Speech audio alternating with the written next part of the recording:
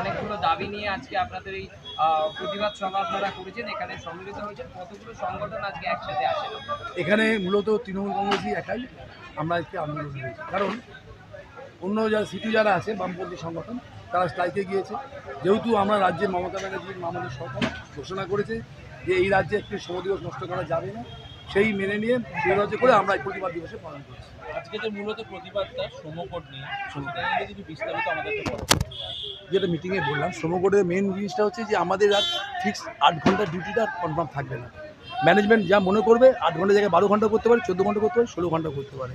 300 জনের কমে যদি কোনো শ্রমিক থাকে কোনো সংস্থায়, কর্তৃপক্ষের সম্পূর্ণ ক্ষমতা থাকবে তার কর্মী ছাড়া অবাধে করতে পারবে। এছাড়া ইউনিয়ন করার তার যে অধিকারটা ছাড়িয়ে কেড়ে নেবে। এছাড়া ইউনিয়নের কাছে হাত পা অনেক বেঁধে দেবে যে কোন কোন কাজ কী যেতে পারবে কোর্টে, কোন কোন কাজ যেতে পারবে না। এক কথায় শ্রমিকদের উপর রোলার চালানো হবে। তো এবং মিনিমাম ওয়েজের ক্ষেত্রেও একটা টাকা বেঁধে দিয়েছে, যেই টাকার বেশি তারা পাবে না। এখন যেটা 805 টাকা পাচ্ছে একটা আনস্কিল লেবার, সেটা অনেক কমে যাবে, যার ফলে কর্মচারীরা এক রাস্তায় বসবে। কেন্দ্রের বিরুদ্ধে যতবার আপনারা সরব হয়েছে, ততবার কেন্দ্র আপনাদেরকে বিভিন্ন ইস্যুতে বিভিন্নভাবে আপনাদেরকে হেনস্থা করেছে। তো এই ব্যাপারে আপনারা আগামী দিনে কি পদক্ষেপ নেবেন যদি এরকম ধরনের দেখুন যদি বেসরকারীকরণ করে দেয়? আদপে বেসরকারির মধ্যে অলরেডি ধরুন 70% করে ফেলেছে। এখনও সরকারি তখন কোনো রকমে রেখেছে, এই বিজেপি সরকার সেটাকেও কেড়ে নিতে চাইছে। ওদের টার্গেট আছে 2030-এর পরে এটাকে অফিসিয়ালি ল্যান্ডলর্ড কোড ঘোষণা করবে।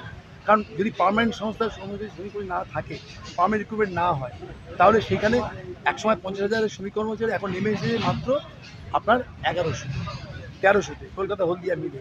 এটা 30-এ নেমে যাবে 500-এর নিচে। তখন ভিআরএস চালু করে দিয়ে দেখুন এসবিআরএসের আইন না মেনে একতরফাভাবে পোস্টগুলো তুলে দিচ্ছে।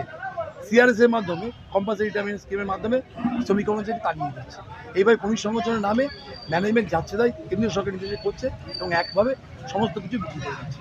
এই যে আমরা শুনলাম যে হাসপাতালে সিস্টারদের, ওরা যে মানুষকে রুগীদের পরিষেবা দেয় তাদেরকে কোনো সুরক্ষা দেয় না, এইটার ব্যাপারে আপনি কি বলবেন? এর থেকে লজ্জা, অত্যন্ত লজ্জা।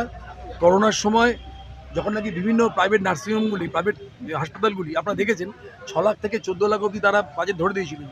পেশেন্ট ভর্তি হলে 6 লাখ থেকে 8 লাখ, 10 লাখ, 12 লাখ, 14 লাখও হয়েছে। তাও শ্রমিক তাদের সাধারণ লোকের কিন্তু গ্যারান্টিও দিতে পারেনি যে বেঁচে যাবে। সেইখানে আমাদের 97% আমরা পজিটিভ বাঁচিয়ে নিয়ে আসতে পেরেছি। তখন আমাদের এই নার্সদেরকে, নার্স বন্ধু আছে আমাদের, এনারা কিন্তু এক একজন নিজেরা 2 বা 3 বার করে করোনা আক্রান্ত হয়েছেন, ডাক্তাররাও হয়েছেন। এবং সেই সময় আমরা 97% আমরা রিকভার করেছি। বিভিন্ন জায়গায় ক্যাম্প করেছি, আমরা বিভিন্ন জায়গায় আশ্রম করেছি, করে সেখানে সুরক্ষিত করে তাদের বাঁচিয়ে নিয়ে এসেছি এবং নিখরচায়। তার জন্য একটা পয়সা খরচা করতে হয়নি কাউকে। এবং রাস্তার লোকে, বাইরের লোককেও রেকমেন্ড করে আমরা তার চিকিৎসা করেছি। আমরা এই প্রোটেস্ট করেছে সম্পূর্ণ নিখরচায়। তারপরে কেন্দ্রীয় মন্ত্রী এসেছিলেন, তিনি নিজে ইন্সপেকশন করেছেন এবং 10,000 টাকা করে ইনসেন্টিভ ঘোষণা করেছেন, ওনারা পেয়েছেন। তার প্রতিদানে দিচ্ছেন যে হাসপাতাল করতে হবে। এর থেকে লজ্জার কিছু হয় না। এই যে এক্ষুনি আপনি বললেন যে তোমার ফ্যান্সিয়াল যারা স্বেচ্ছায় যে ভলেন্টিয়ার দেওয়া যায়, এটা একটা আশ্চর্য। সিআরএস মানে হচ্ছে কম্পালসারি রিটায়ারমেন্ট স্কিম, যেখানে বিভিন্ন কারণ দেখিয়ে ম্যানেজমেন্ট একতরফাভাবে কর্মচারীকে ছাঁটাই করতো। তো এটা ছিল, প্রথমে ছিল ক্লাস 1, ক্লাস 2 অফিসার দেখতে প্রযোজ্য, এখন ক্লাস 3 পরে তো দেখিয়ে নিচ্ছে।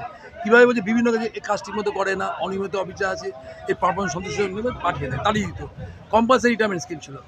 ভিআরএসটা হচ্ছে কিন্তু এরকম চেয়ারম্যান স্যার আগে কিন্তু ডক্টরদের ডাকতেন একজন কি দুজন করে, কিন্তু এখন দেখছি একবার না, রিপিটেড সিস্টারদের ডেকে ডেকে নিয়ে বাড়িতে, ইভেন বলে আমার মিসেসের ব্লাড প্রেশার দেখুন, আমার দেখুন, কিন্তু দেখা যায় বাড়ির বহু কর্মচারী 8 থেকে 10 জনের ব্লাড প্রেশার চেক করে না।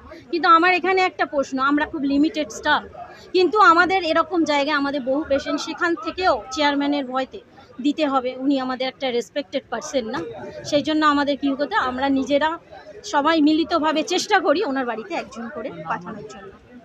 আমার নাম আমি nursing staff, ICU incharge, Calcutta port ট্রাস্টে, সোনালী পালমন।